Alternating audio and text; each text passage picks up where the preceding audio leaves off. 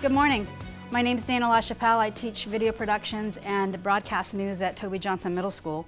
I've been doing both for about 10 years. I am not a broadcast expert.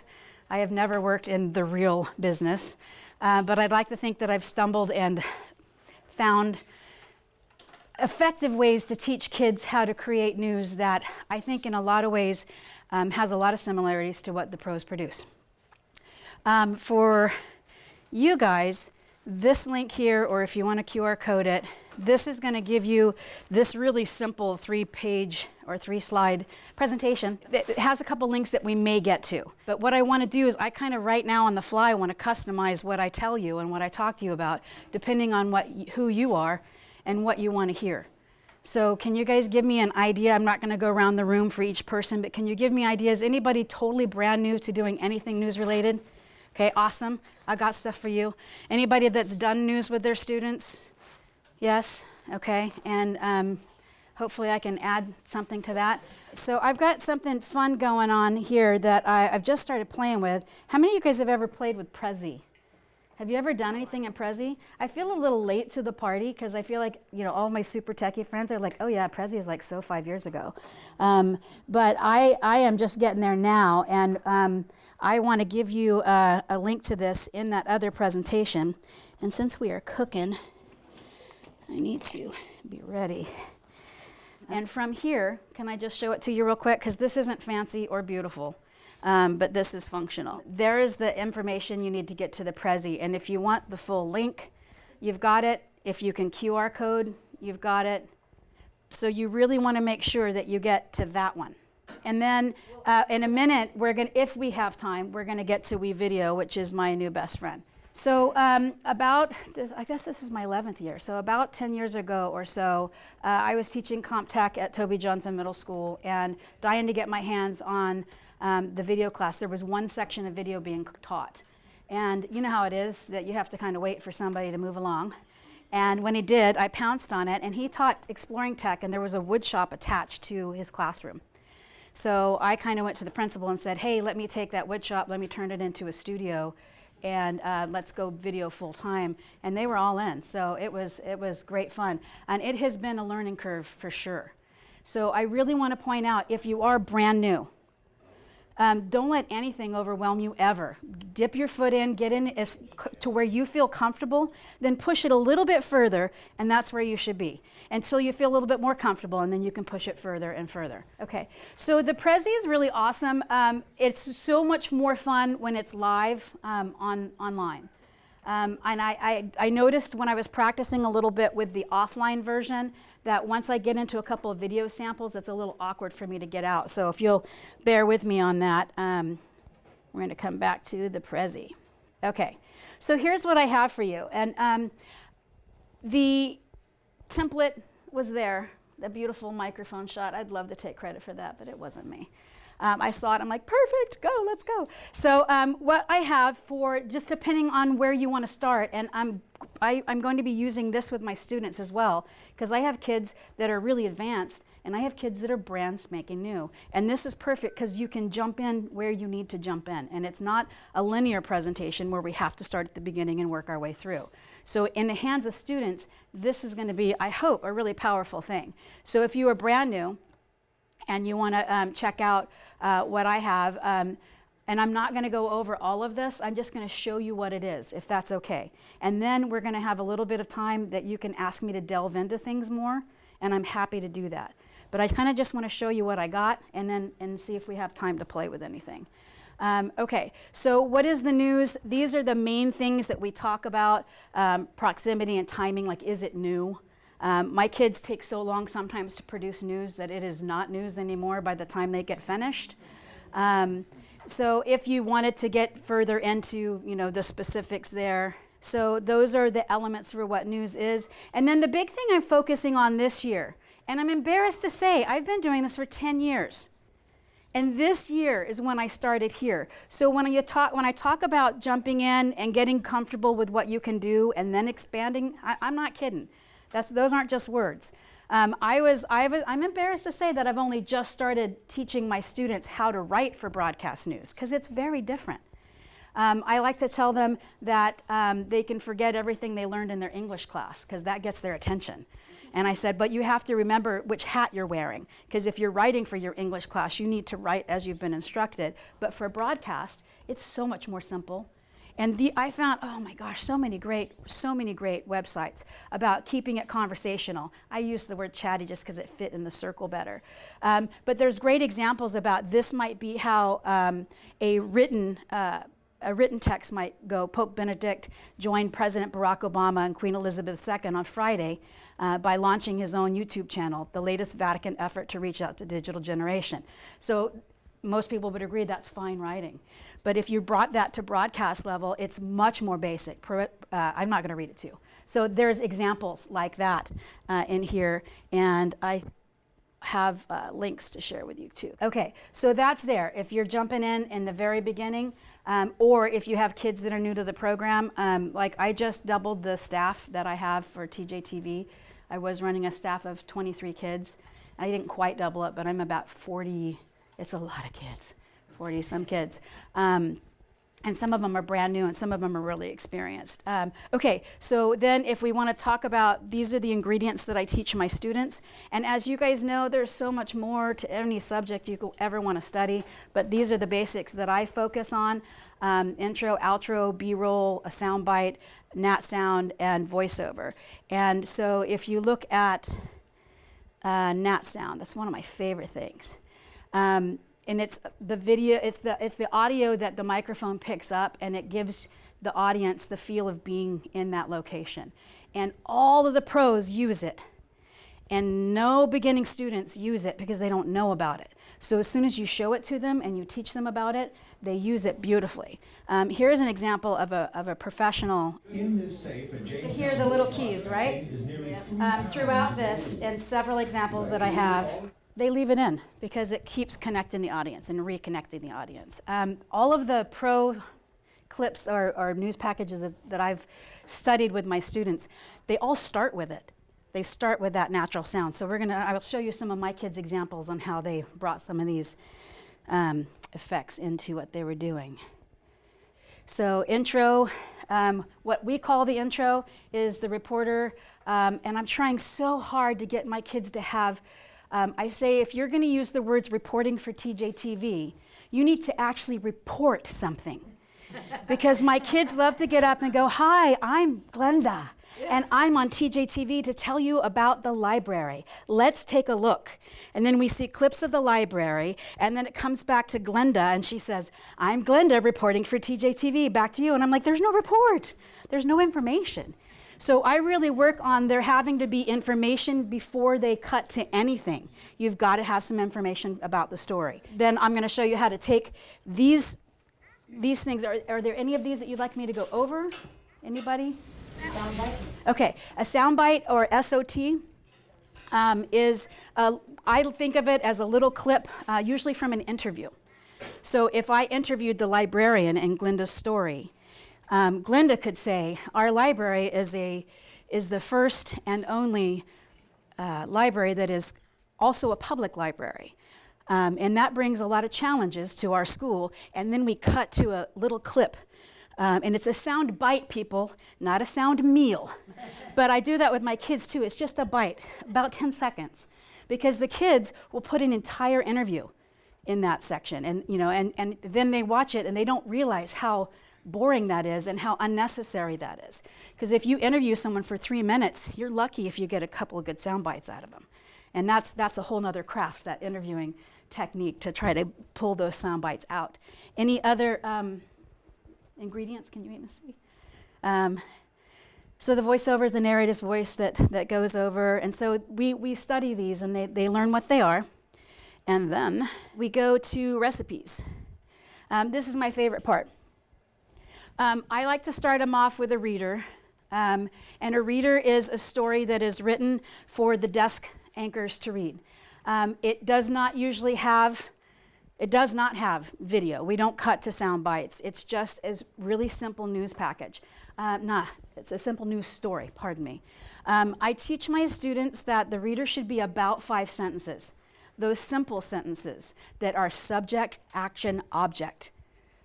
Simple words, you know, all these great vocabulary words. How many of you have students that love to copy paste from the internet, right? If you can teach them to write in broadcast style, that will force them to use their own words, because things that are written in print are not written for broadcast.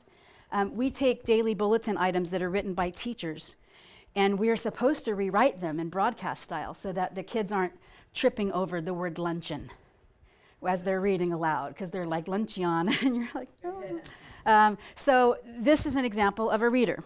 I want to point out that my reporter Mia has been studying hands. She's been watching news anchors and their hands, and she was so cute because she came to me after and she goes, how are my hands?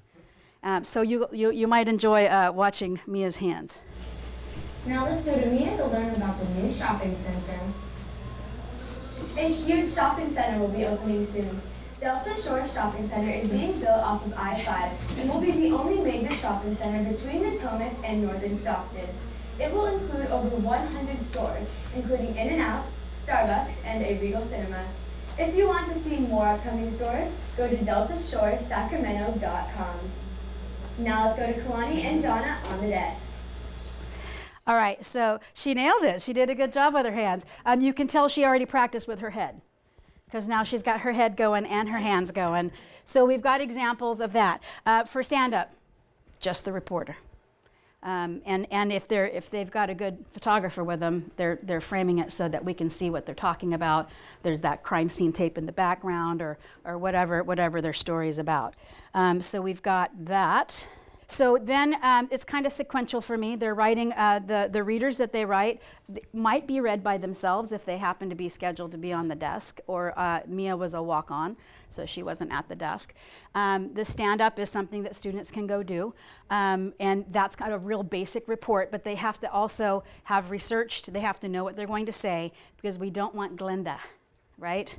I don't actually have a student named Glinda, just in case you were wondering. So for the rapper, and I think some different people call these things different things, but I've ended up calling this a rapper. And this is, to me, the next progressive step from writing the reader or being able to do a stand-up. The next step toward awesome is the rapper. And that is where they have information, and then they cut to a soundbite, and then they conclude, or they wrap around that soundbite, and they conclude with information. So this has been painful to teach this, because we have a lot of the Glinda. They just want to cut, okay, back to you. And you're not telling the story anymore. You haven't ended your story. You haven't concluded anything. So here is an example, and this is really fresh. This is a brand new student who's been in my class for 2 weeks that made this last week. So this is a really fresh example. Next, robotics team students get the chance to work as a team to design, build, and operate robots. The teams consist of students who each have a particular job. What we're looking for is the driver, and the driver gets to drive the robot using a controller that looks very similar to an Xbox controller. If you'd like to build things, we're looking for builders. They have to put together the robot, maintain it, modify the robot, and then we're also looking for somebody that can program the robot. Next Robotics Experience teaches students today the skills of tomorrow. Speaking of tomorrow 7:45 a.m., Next Robotics meeting, the MJ5, is for students to learn more about Next Robotics and how to become part of this exciting team. Reporting for TJ TV, I'm Vivian Nguyen. Vivian just nailed it, and she was brand new, and I've had 8th graders for a whole term that haven't been able to pull that off. So I was like, yes, that's awesome. Now there was a jump cut in the soundbite, and ideally we like to avoid where there's an edit where you can kind of see the person move. But like I said, this is brand spanking new. I think it's a really great example of a rapper. And you can see that she was forced to really research her topic. One of the things that I teach them that they can do is, especially when they're saying, I only get one soundbite. Were those lines memorized, or are they using any kind of cue card? That's a great question. When we're in the studio, we have a prompter. And when they went out to that, they wrote it and they memorized that.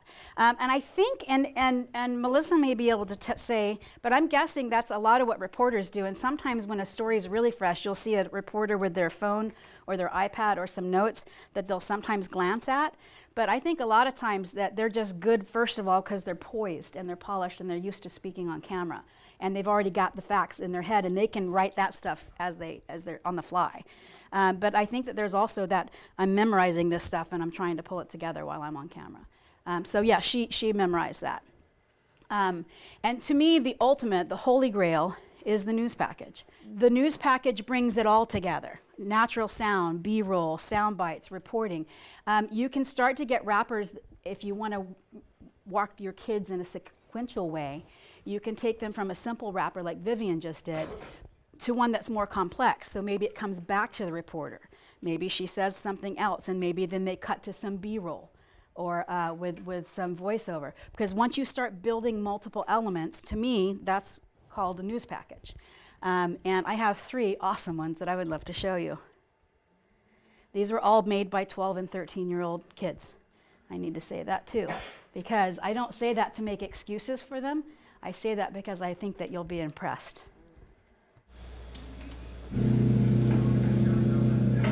On September 20th through the 27th, the 12th annual World Disabled Water Ski Championships were held on Shortline Lake in Elk Grove, California. The first time it's been held in California. We've had it in America a few times, but this is the first time here in the great state of California. The championship has 3 events for skiing, which includes jump, trick, and slalom. In those events are different categories. So we have sit down, which would be someone like me in a wheelchair. We have stand up, but stand up can be visually impaired, could be an arm amputation, could be a leg amputation. Athletes from 12 countries come to Elk Grove to test their skills. I'm from Melbourne in Victoria. I do slalom and trick, but slalom is my event.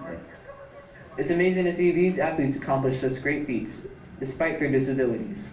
Matthew Overholtz and Australian competitor Belinda Sidman began disabled water skiing after being involved in car accidents. One of the things that I really wanted to do again was be out in the water, because we were that water ski type of family. And my parents did some research, and lo and behold, not but 2 or 3 hours away from me was the man that invented disabled water skiing. And we got in touch with him and kind of started skiing from there. I was injured in a car accident at the age of 16, and when I was 32 I found out that people with disabilities can water ski. Elk Grove is proud to host the 12th World Water Ski Championship and have athletes overcome their disabilities and achieve outstanding results. It's kind of special to feel like you're the best in the world at something. I know when I'm on the water skiing I don't feel disabled. Nobody knows I walk with a limp. Reporting at Shortline Lake for TJTV, Paulo Garcia. When you get that kind of soundbite, it's really hard not to go, yes, yes, yes, you just said the perfect thing. You know, when I'm on the water, I don't feel disabled. I'm like, oh my gosh, that's the best soundbite I've ever heard. It's fantastic. Now, in all honesty, it took Paulo, there was a team of kids that went out there to get all that B-roll. It wasn't just one photographer. I think we had 6 kids out there shooting B-roll. It took Paulo months to edit this. So it was not news by the time he was done, but it's beautiful, and he did a beautiful job, yes. I think the camera person was really good. They were observing the rule of thirds. They didn't have them perfectly centered. They had, you know, off to the side. Thank you, ×6, because there were 6 of them out there. And when they were tracking them, yeah. it was very smooth. And SECC did a really cool report about us covering that event, and it was just really great to see these little tiny kids, because a couple of them are really small. And they're walking up to people that have really major disabilities. And my kids hadn't been around anybody with a disability before. And they didn't know, at first you could kind of feel like, how do I approach somebody that's sitting there that doesn't have legs? I mean, how awkward is that? And then they just got right over it and they did the job. So what is it called when you lead in with the audio of the person talking before you see the video? That's really cool. J-cuts, L-cuts, is that what they're called? Did he edit that on WeVideo, or what did he use? That's a great question. We were on WeVideo at that time, yes. Just a little shout out for WeVideo. I had a lab that had 1 Mac per 3 kids, and the PCs that were in the room, there was also 1 PC per 3 kids, but they were not capable of editing video. Not at the level we were trying to edit. So we were sharing computers. And then when I learned about WeVideo, then all of a sudden any computer can edit. And then I could pull Chromebooks in and they could edit. And I ended up being able to work with my district to be the first Chrome lab in my district. We have Chrome boxes now that have 23-inch screens and keyboards, but they're Chrome. And we're editing, and we have I used to have Final Cut Pro, and we were never so accelerated that we were using all of the abilities of Final Cut. But for what we were using, WeVideo can do it all. It can do everything. It's multi-track editing, and once you've got that at your fingertips, and it's in the cloud, so the kids can work on it at home. You know, it's been life-changing. So I am very big WeVideo proponent. And I'll show you a couple pieces of a couple of other ones. They all start with the natural sound. They all start with that. They all have some of the same qualities that we're talking about. At TJMS participated in a live jazz concert that was held in San Francisco and broadcasted live in an interactive form here in Mr. Roberts' classroom. As part of the celebration of Black History Month, SF Jazz created a that incorporated history, great African American artists, and of course, jazz. The goal of the SF Jazz was to teach about the African American jazz artist history.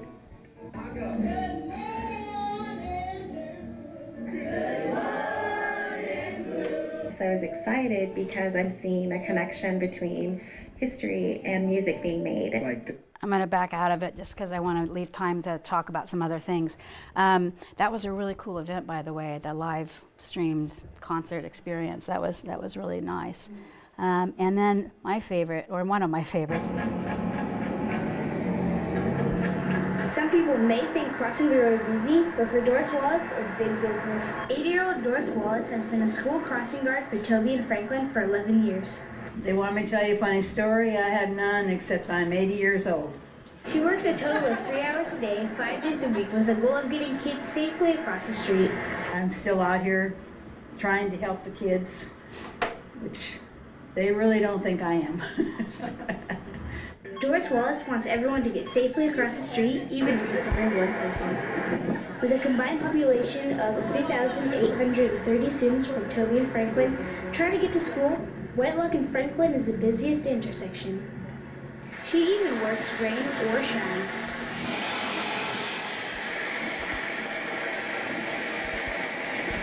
Doris's number. I wanted to get that far so you could see the rain shot. It was so funny. My kids were, you know, it was obviously just pouring, and they were like, you know, we're supposed to get out there and all, you know, if we cover the camera, can we get out there? And I'm like, yeah, we can. But they didn't cover themselves, and they came back absolutely drenched to the skin. But the camera was dry. Anyway, so this is the thing. And what's nice is when you start with the wrapper, it teaches the kids, and this is, I've just started with the wrapper. This is new for me. And it's such a good step because trying to teach kids to go straight to this is so hard. So when they interviewed Mr. North from Vex Robotics, he said a lot of things that were good. But I said, you have to find the best 10 seconds. And then you can take all that other good information and work it into your report.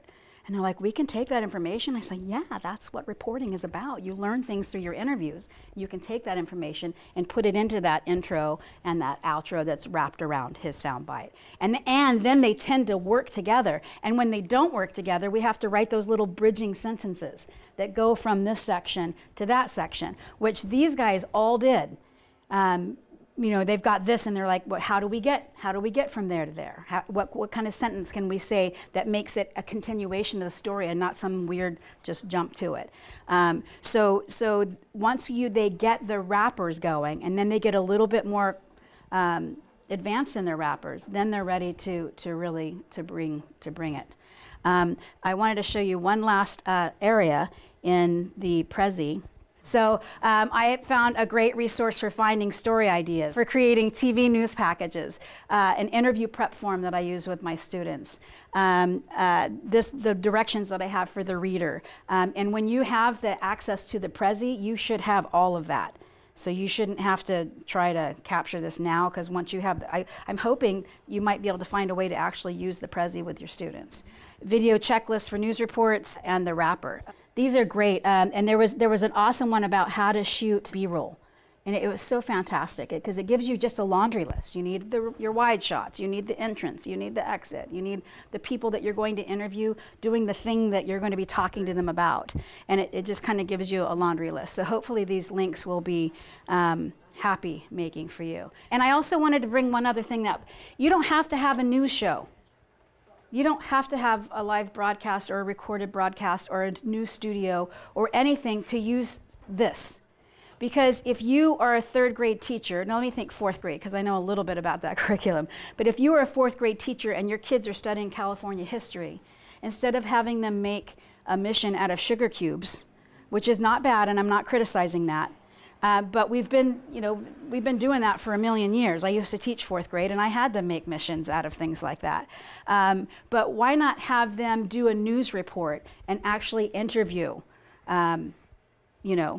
interview someone that was there? So then they have to study the history, they have to understand the role, they have to become that person. We've seen things like that in classrooms before, where kids get up and they pretend and they do a little play or a skit about people from historical times. But it just adds a cool, fun element to turn it into a report. If you've never used the National Archives, that's a really great resource to pull video, historical video that you could use in as B-roll for, and then the kids writing the voiceover that's going to go with that. With the news packages, I don't think it has to be a real news show. I think it could be about any curricular area. And why not challenge kids and say, I want you to do a news interview about this math concept, and then let them be super creative and let this guy be positive numbers, or this one's rational numbers and this one's irrational, and how much fun could that be, right? So I think that this type of reporting is better than having a student get up there with a PowerPoint. I think PowerPoints have been so misused by so many teachers for so many years that it has really done the presentation world a disservice. And so I liked it when I saw that Prezi had the nonlinear approach, because I thought it was a little bit new and a little bit fresh. My hope is that that you and my students can just use this.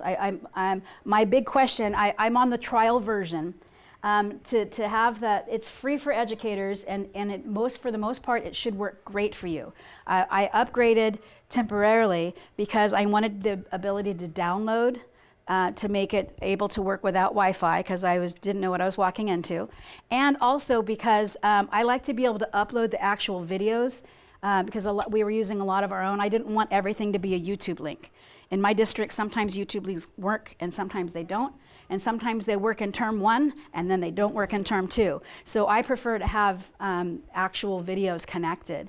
And to do that, I had to have the upgrade. So I'm going to check this out with my kids, because I just finished this last night at about 11.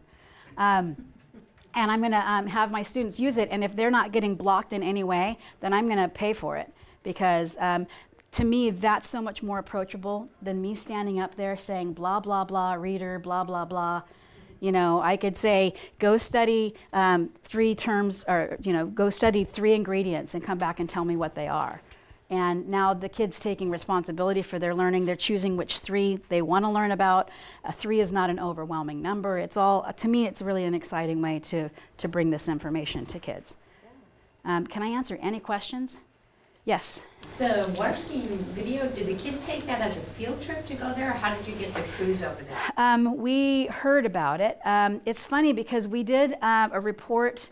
We got to know our local city councilman through interviewing him. We had a couple of sort of random crimes that happened in our neighborhood, and we did this really great report about it. And Paolo, the guy who edited the water ski, he was all over it. He did all 3 reports, and we put him into a special episode.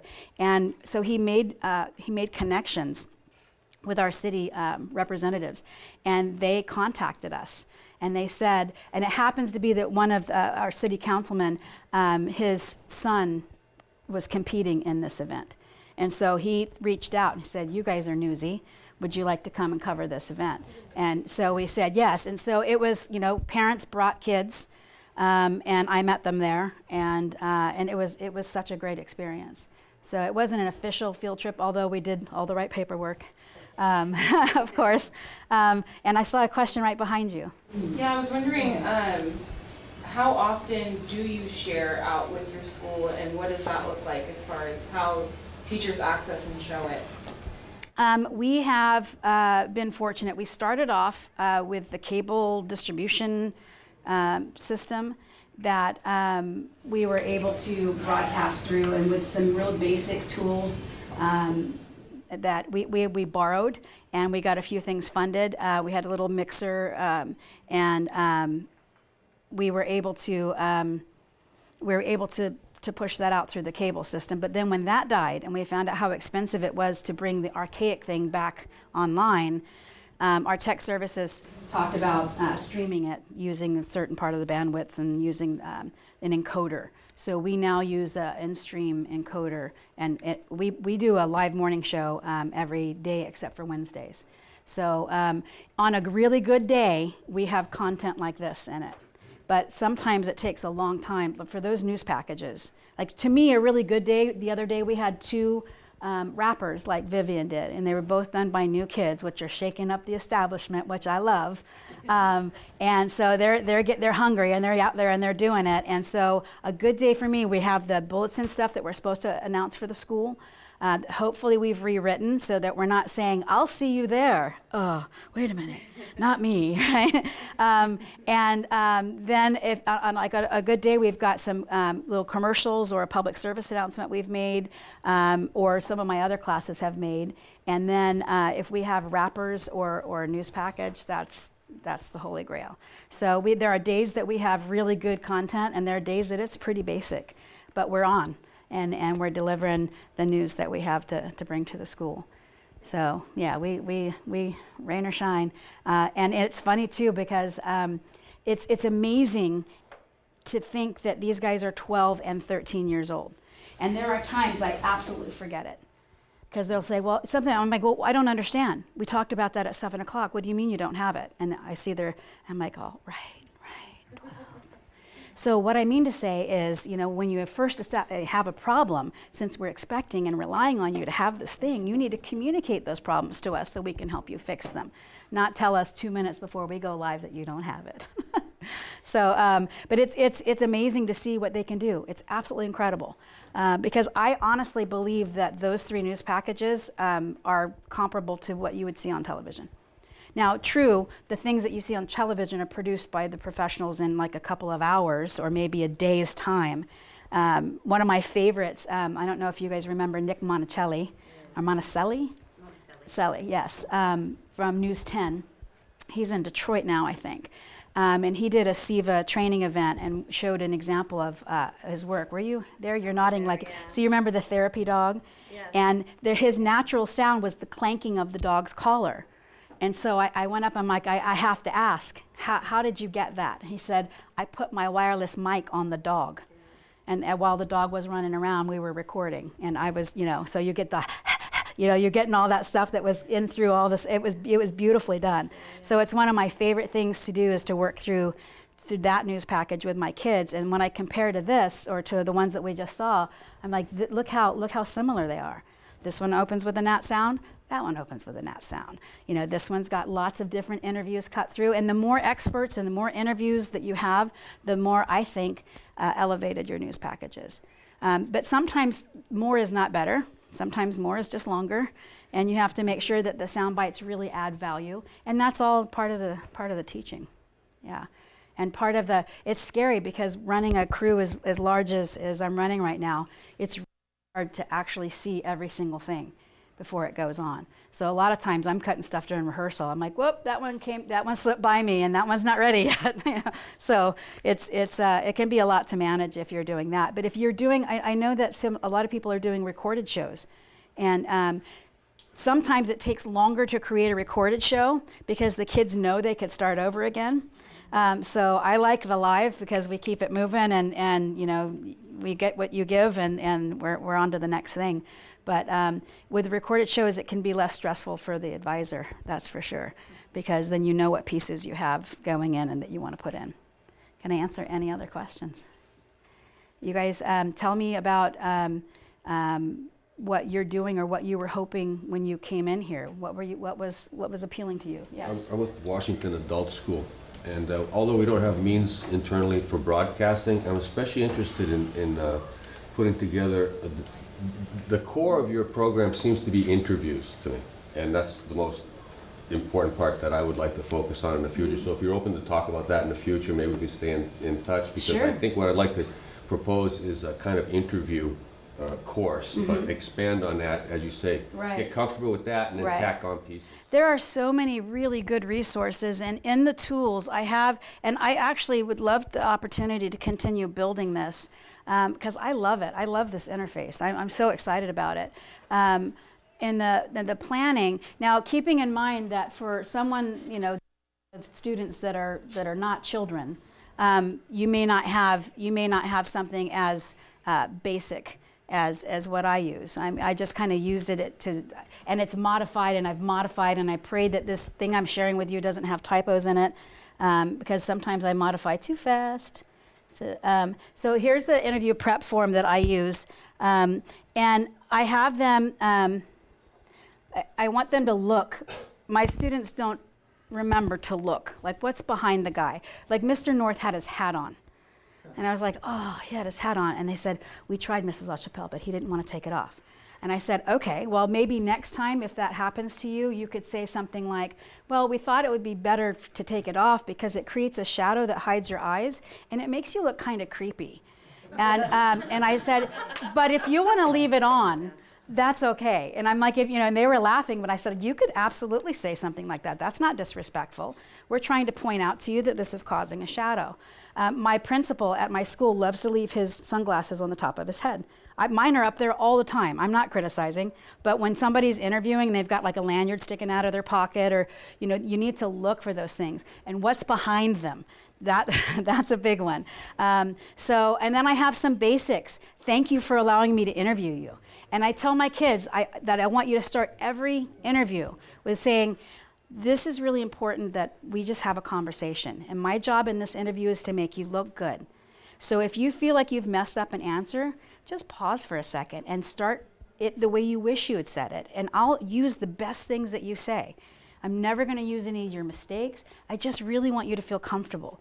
And I love that the SIVA people, when we were at the water ski, they had my little tiny girl walked up to this man who had no legs, and she walked up, and they got her on tape saying, I just want to have a conversation with you. And I was going, yes, yes. It was so cute. And then they kind of stand behind the camera, and then they say, I'd like you just to look at me when we're talking. You don't need to look at the camera, because a lot of times your interview people will not know where to look. So just look at me. Let's not even worry about the camera. Let's let the people that are, the tech people worry about that stuff. And so it just works. And then they start talking, and then we do a lot of tell me about. Can you describe a time when? And then the hardest thing for my students to do is listen. My students like to come up with a list of questions, and if the interview subject answered the question number 1, while they were answering question number 1, if they already answered question 2 or 3, doesn't matter to my kids, because they're like, I'm on question 2, and I'm going to ask you the thing that you just said. And then, then your interview subject is like, oh, you're not really listening to me. And that kind of stunts the interview. So we talk about, is there anything else you'd like to add? Are there other people that you would recommend I could talk to about this topic? That's huge. Because kids that are 12 and 13, they don't have life experience. They don't know that, another person might have another angle on this, or another. So asking the interview subject themselves for that is awesome. May I contact you again? Like, if I forgot to ask you something really important. And so this works really well for the kids. And to have them put a time and location and a date. We keep a shared Google Calendar. We try to keep things on top of things, because nothing's worse than trying to teach your kids to be professional and have them drop the ball and not show up for an interview that they've scheduled. So we're all about being like that. But to answer your question, we do a lot of interviews, because I think that when you interview someone, it brings another level of interest. It brings another level of expertise or information into what you're doing. And it's not just you saying whatever you want. We had a student that did something on the air, a couple days ago, where they saw a story about some bankruptcy with regard to Toys R Us, and they completely misreported it. And they said, the Toys R Us chain is closing, due to bankruptcy. And then they said something really weird. This is the one that got by me. And they said something like, And that's good news for parents who usually, who they didn't say forced to, or required. That's good news for parents who were usually required to spend hundreds of dollars on unused toys. I'm like, what an odd thing to say. And so it was such a good thing to have a chat with about, you know, I said, you've misreported this. They are closing some stores. They did file for bankruptcy. They are downsizing some stores, but they're not completely out of the game yet. And so then we talked about how when you are a reporter, a good reporter is always out in the front, always trying to get the information, and sometimes we get it wrong. And that's okay. I mean, it's not great, but it's not what we're aiming for. But if we get it wrong, we take responsibility for it. We make a correction on the air. Correction's a first. We're going to own it, and then we're going to move on. We're going to hang our heads. We're not going to forever have the Toys R Us shame, you know, walking around the halls with us. We're just going to, they came back on and they said, we misreported something when we were last on the air about Toys R Us, and they corrected the story, and then they said in other news, and they just moved right along. And it was a great lesson that life brings us when we don't always get to see everything our kids are working on. All right, well, let me put this back up. That's my email address, and I would absolutely love to collaborate, because if you made a Prezi and I made a Prezi, then we're spending half the time and we got twice as much really awesome stuff. So I'm sincerely looking to collaborate. My school is really focused on PLCs right now, professional learning committees, and it's really great for teachers that all teach the same thing to have that collaborative ability. And then there's, you know, I'm like, hello, is it, you know, so I know that there are people like us out there. So let's collaborate if you're interested, and if you have questions, please contact me on email. Thanks so much for coming to the session. Thank you.